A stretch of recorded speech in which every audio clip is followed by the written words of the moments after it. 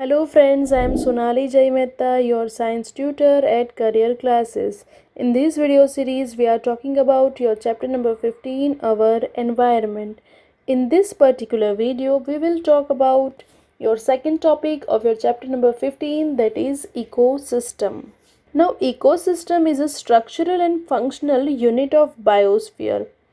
Firstly, the term ecosystem was given by A.G. Tinsley in 1935. The interaction of different species with one another and with non-living environment via exchanging energy, matter is known as ecosystem. So we can say the interrelationship of living organism with each other and with their surrounding environment is known as ecosystem. Now, ecosystem can be of two types. One, natural ecosystem. Two, artificial ecosystem. The natural ecosystem is further divided into two parts, terrestrial ecosystem and aquatic ecosystem. Right तो terrestrial मतलब ऐसे ecosystem जो land पे होंगे, ठीक है, उनका habitat जो होगा वो टेरेस्ट्रियल होगा, जैसे कि डेजर्ट है, ग्रास लैंड है, फॉरेस्ट है।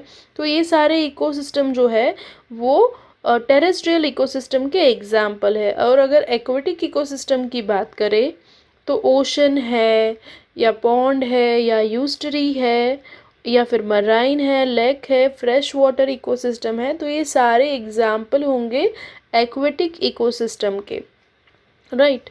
इसके अलावा हम आर्टिफिशियल इकोसिस्टम की भी बात कर सकते हैं। जो इकोसिस्टम मैन मेड बनाया हुआ है उसे आर्टिफिशियल इकोसिस्टम बोलेंगे, जैसे कि aquarium, botanical gardens, parks, field crop के जो फील्ड्स होंगे वो, तो उन्हें आर्टिफिशियल इकोसिस्टम या फिर एग्रो इकोसिस्टम भी बोला जाता है।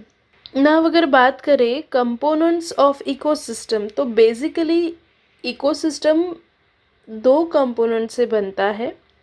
Number one, abiotic components, number two biotic components. सबसे पहले देखेंगे एबायोटिक कंपोनेंट्स।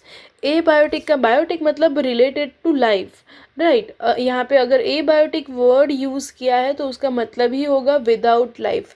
ऐसे कंपोनेंट जो लिविंग नहीं है, ऐसे कंपोनेंट ऑफ इकोसिस्टम को हम बोलेंगे एबायोटिक कंपोनेंट। तो ऐसे कौन कौन से कंपोनेंट हो सकते हैं इकोसिस्टम में? तो पहला होगा क्लाइमेटिक फैक्टर्स, जैसे कि सनलाइट, प्रेसिपिटेशन, जैसे कि मतलब रेन होना, ह्यूमिडिटी, विंड, टेम्परेचर, ये सारे क्लाइमेटिक फैक्टर होंगे जो इकोसिस्टम को अफेक्ट करेंगे। इसके अलावा इनऑर्गेनिक सब्सटेंसेस जैसे कि carbon cycle, nitrogen cycle, water cycle, ये भी पर्टिकुलर इकोसिस्टम को अफेक्ट कर सकते हैं। थर्ड है ऑर्गेनिक सब्सटेंस, कौन से लोकेशन पे, कौन से एरिया में, कौन से प्लेस पे पर्टिकुलर इकोसिस्टम है और वहाँ पे कौन से ऑर्गेनिक सब्सटेंसेस इजीली अवेलेबल है या सिंथेसाइज हो रहे हैं, ये भी पर्टिकुलर इकोसिस्टम को बहुत ज़्यादा अफेक्ट करेंगे। तो this is about abiotic factor. Now let us see the biotic factors. Now the biotic factor means the factor which have life. तो ऐसे फैक्टर जो लिविंग है उनको हम बायोटिक कंपोनेंट्स ऑफ इकोसिस्टम बोलेंगे। तो बायोटिक कंपोनेंट्स में मेनली तीन कंपोनेंट होते हैं। Number one producer, number two consumer, number three decomposer. सबसे पहले बात करेंगे प्रोड्यूसर की। तो ऐसे ऑर्गेनिज्म जो अपना फूड खुद सिंथेसाइज कर सकते हैं इन प्रेजेंस ऑफ सनलाइट और any other energy, they can known as producer. जो अपना खाना खुद सिंथेसाइज करेंगे और जो अपने ग्रोथ के लिए किसी और के ऊपर डिपेंड नहीं रहेंगे, उनको हम बोलेंगे producer. As we all know, plants जो होंगे वो एटमॉस्फेयर से कार्बन डाइऑक्साइड अब्जॉर्ब करते हैं और सोलर एनर्जी की, सनलाइट की प्रेजेंस में वो कार्बन डाइऑक्साइड को रिड्यूस करके अपना खाना खुद बनाते हैं।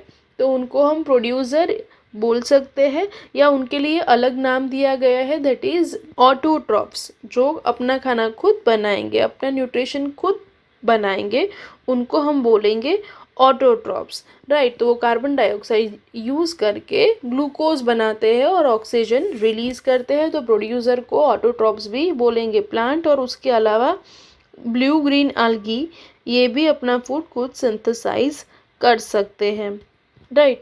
अब दूसरे कंपोनेंट की अगर हम बात करें तो वो है कंज्यूमर। कंज्यूमर भी तीन तरह के होंगे, herbivores, carnivores and Omniverse. Herbivores किसे बोलेंगे? ऐसे ऑर्गेनिज्म जो प्लांट और प्लांट के प्रोडक्ट को खाएंगे, उनको हम बोलेंगे हर्बीवर्स। अब ये जो हो गए वो हमारे हर्बीवर्स जो है वो हमारे प्राइमरी कंज्यूमर है, मतलब प्लांट को या प्रोड्यूसर को खाने वाले सबसे पहले जितने भी ऑर्गेनिज्म होंगे उनको हम बोलेंगे हर्बीवर्स, ठीक है। अब दूसरे हैं कार्निवर्स, जो हर्बीवर्स यानी कि प्राइमरी कंज्यूमर को खाएंगे, उनको हम बोलेंगे कार्निवर्स या सेकेंडरी कंज्यूमर्स, ठीक है। अब कार्निवर्स को जो खाएंगे या फिर जो प्लांट और एनिमल दोनों को खाएंगे उनको हम बोलेंगे ओमनिवर्स, राइट। तो primary secondary and tertiary consumer होते हैं, ठीक है। यहाँ पे हम एग्जांपल ले सकते हैं कि प्लांट हमने, मान लीजिए कि हमने एक प्लांट उगाया, ठीक है, या ग्रास उगाया, ठीक है। तो ग्रास को खाने आएगा ग्रासहोपर, राइट। तो ग्रासहोपर जो हो गया वो हमारा प्राइमरी कंज्यूमर हो गया। फिर वो ग्रासहोपर को खाने आएगा फ्रॉग, तो हमारा वो सेकेंडरी कंज्यूमर हो गया। फ्रॉग को खाने आएगा स्नेक, तो स्नेक हमारा टर्सरी कंज्यूमर हो गया। स्नेक को खाने आएगा ईगल, तो ईगल हमारा क्वाटरनरी कंज्यूमर हो गया, ठीक है। फिर ईगल मर जाएगा तो उनका बॉडी जो होगा, उनके बॉडी में बहुत सारे छोटे छोटे बैक्टीरियाज आएंगे और उनके बॉडी को पूरा सड़ा देंगे और उसे डीकम्पोज करके उसमें से नेचुरल इंग्रेडिएंट वापस सॉइल में या एटमॉस्फेयर में रिलीज करेंगे, ठीक है। तो जो लास्ट कंपोनेंट है वो है डीकम्पोजर। जब भी लिविंग ऑर्गेनिज्म डेड हो जाएंगे तब डेड बॉडीज में से वापस ओरिजिनल फॉर्म ऑफ न्यूट्रिएंट या सब्सटेंसेस में कन्वर्ट करने का काम करते हैं डीकम्पोजर। जैसे कि fungi and bacteria, they are decomposer, ठीक है। वो डेड बॉडीज़ में या डेड लिविंग ऑर्गेनिज्म को वापस कन्वर्ट कर देते हैं raw materials of natural substances में, ठीक है। जैसे कि कोई ऑर्गेनिज्म अगर डेड हो जाता है तो उनका बॉडी धीरे धीरे डिकम्पोज होकर उसमें से कार्बन, हाइड्रोजन, ऑक्सीजन ये सारे सब्सटेंसेस वापस एनवायरनमेंट में मिल जाएंगे, ठीक है। तो this is all about ecosystem, components of ecosystem. अब यहाँ से आपको क्वेश्चन पूछा जा सकता है कि why decomposer is very important for us, क्योंकि डीकम्पोजर नहीं होंगे तो हमारे लाइफ का बैलेंस रहेगा ही नहीं। अगर if they are no decomposer तो क्या होगा, जो भी डेड बॉडीज़ है वो डीकम्पोज नहीं होगी और डेड बॉडी से वापस न्यूट्रिशन जो है, कार्बन है, हाइड्रोजन है, वो वापस सॉइल को या एटमॉस्फेयर को मिलेंगे ही नहीं। तो नए ऑर्गेनिज्म कैसे बनेंगे, राइट। जो भी डेड बॉडीज़ है उनसे ओरिजिनल मटेरियल अगर एनवायरनमेंट को वापस नहीं मिलेंगे तो हमें हमारे ग्रोथ के लिए सब्सटेंसेस या फूड या न्यूट्रिशन कहाँ से मिलेंगे, राइट। तो लाइफ के सर्कुलेशन के लिए या इकोलॉजिकल बैलेंस के लिए डीकम्पोजर का रोल बहुत इम्पॉर्टेंट होता है। तो यहाँ पे 2 मार्क का क्वेश्चन पूछा जा सकता है, why decomposers are very important in ecosystem. Clear. यहाँ पे दूसरी बात आपको ये भी समझनी है कि जो प्रोड्यूसर है उनको हम बोलेंगे ऑटोट्रॉप्स और जो कंज्यूमर है, जो अपने खाने के लिए किसी और के ऊपर डिपेंड करेंगे, उनको हम बोलेंगे हिट्रोट्रॉप्स, ठीक है। और थर्ड है डीकम्पोजर, जो डेड एंड डिकेइंग मटेरियल के ऊपर सरवाइव करेंगे, उनको हम बोलेंगे सेप्रोफाइट्स, ठीक है। उनके मोड ऑफ न्यूट्रिशन को सेप्रोफाइटिक मोड ऑफ न्यूट्रिशन बोला जाता है, जो किसी डेड मटेरियल के ऊपर सरवाइव करेंगे, ठीक है। और जो ऑर्गेनिज्म किसी लिविंग ऑर्गेनिज्म के ऊपर सरवाइव करेगा, जैसे मस्कीटो हमारा खून चूसता है, राइट। कुछ वर्म्स होते हैं जो हमारी बॉडी में होते हैं, कुछ बैक्टीरियाज होते हैं। तो जो ऑर्गेनिज्म हमारी बॉडी के अंदर सरवाइव करेंगे या बॉडी के ऊपर रह के लिविंग बॉडी के ऊपर सरवाइव करेंगे, लिविंग होस्ट के ऊपर सरवाइव करेंगे, तो उनको हम बोलेंगे पैरासाइट्स। तो यहाँ पे हमने 4 टर्म समझी, autotrophs, heterotrophs, saprophytes and parasite. Okay, तो आज के लेक्चर में बस इतना ही। अपकमिंग लेक्चर में हम पढ़ेंगे व्हाट इज़ ट्रॉफिक लेवल्स।